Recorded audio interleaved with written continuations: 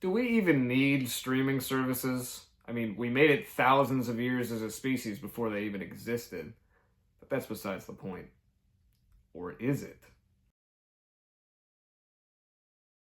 Since file sharing was already a thing by the early 2000s and more people started listening to their music through the internet into the 2010s, in order to mitigate illegal trading of music, it became imperative for there to be a way for artists to actually make money off of their music digitally with a lower cost barrier than buying digital downloads of music through services like iTunes.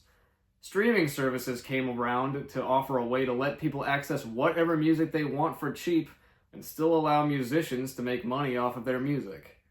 When it came around, it was seen as the future of music consumption, and lo and behold, it became the way pretty much everyone started listening to music.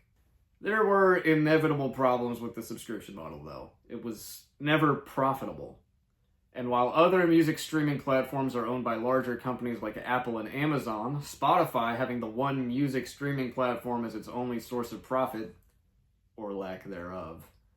The money that Spotify has gotten to be able to keep its platform up has come from investors who keep giving them money based on the speculative promise that it will eventually become profitable.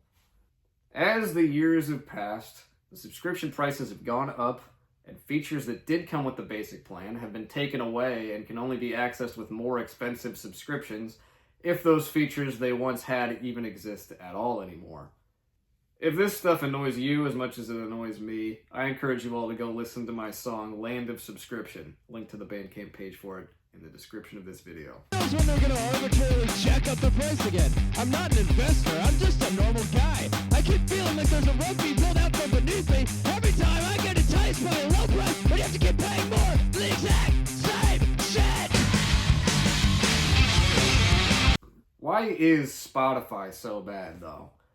There are plenty of videos talking about that topic specifically, but here I want to focus on quality, compensation, and AI.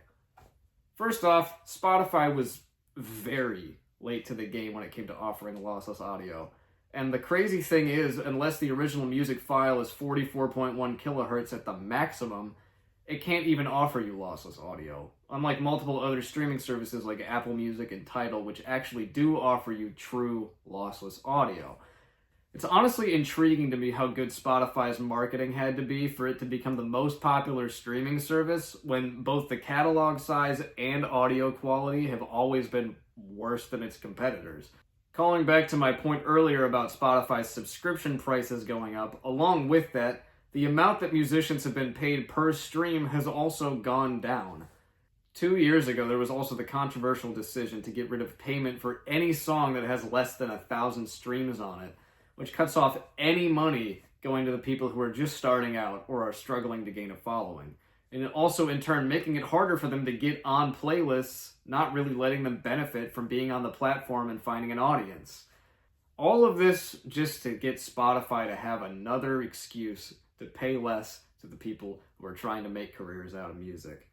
Spotify has also been caught promoting AI-generated music and pushing these songs by these artists onto playlists, taking the place of people who have actually spent time and creative energy into making their music and pushing them to the sidelines. I don't know whether or not it's been proven that Spotify themselves have actually created these so-called artist pages, but it would make a lot of sense, since Spotify wouldn't have to pay these accounts since this fake music is so incredibly cheap to make. Every account that's actively listening to a fake AI-generated song is an account that's not listening to a song written and performed by real musicians. Spotify apparently recently decided to start marking their songs as AI-generated through their platform, but this was obviously done as damage control and not as a true backtracking of their position on the matter. Why would it be so easy to let Spotify fall? First of all, when it comes to all types of subscription services, music streaming is so much less stratified. In fact, pretty much any of the music you listen to on Spotify can be found on any other music streaming platform. Unlike TV show and movie streaming where studios and movie makers have exclusive deals with certain platforms, for musicians, anyone can put out any music on any platform, meaning that for the most reach, most musicians put their music onto all of them. And even with all of the artists who have boycotted streaming altogether, there are some who literally have only boycotted Spotify specifically and have their music up everywhere else. So all you need to do if you still want to stream music is to just cancel your Spotify subscription and use another streaming service. In fact, they're all about the same price. Most of them pay artists more per stream, and most of them even have better quality true lossless audio anyway. The thing is that bringing down Spotify should be such an easy thing to accomplish, but the biggest problem is truly just laziness. There are countless alternatives, including other streaming services, digital downloading platforms, and most importantly, physical media.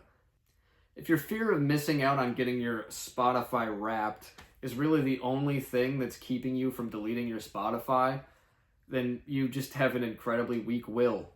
That's really all there is to it. I don't want to insult anyone, but I see a trend happening in society due in large part to being surrounded by hyper-conveniences is a lack of effort when it comes to pretty much anything, which leads me to another point. One argument I've heard against quitting Spotify is that it would just get people to resort to piracy. The thing about that is that piracy is not any worse for most small artists. If you're willing to pirate music, that means you actually care enough about the music itself to find a way to listen to it. Pirated music doesn't just come up on a random playlist that goes in one ear and out the other like it does on a streaming service. Someone who pirates the music might actually want to recommend it to other people through word of mouth. It might also turn into a paying customer later on down the line and actually buy a ticket to a show or something like that. Piracy shows that people care. I sell CDs of one of my albums through Bandcamp. They cost $10. Guess how many of those CDs need to be sold in order to exceed the amount of money I've gotten from Spotify the entirety of the 5 years my music has been uploaded to streaming services? 6. And how about the amount of money Spotify has given me since June of 2024? I would only need to sell one CD to exceed that number, because that amount is $0 since Spotify stopped paying me. Going back to listening mostly to music on physical media is one way to fight back against AI. I don't think anyone would actually buy a CD with AI music on it. Not like anyone would actually get AI music pressed to discs anyway. That takes money and effort, and it's not like anyone making AI music even knows what effort is in the first place. Another thing is that the music on a physical disc will never change. Any platform can edit the content on their platform in whatever way they like. If you own a CD, you own it. Not just the access to be able to listen to it. You have it without it being able to be changed by someone halfway across the globe on a whim because they don't like the contents of it. Anyway, I encourage you to cancel your subscription to Spotify, stop using it altogether, and start listening to music in a more organic way. And actually, try and support your favorite musicians directly. Peace out. I own nothing now, and I'm not happy. And any moment it can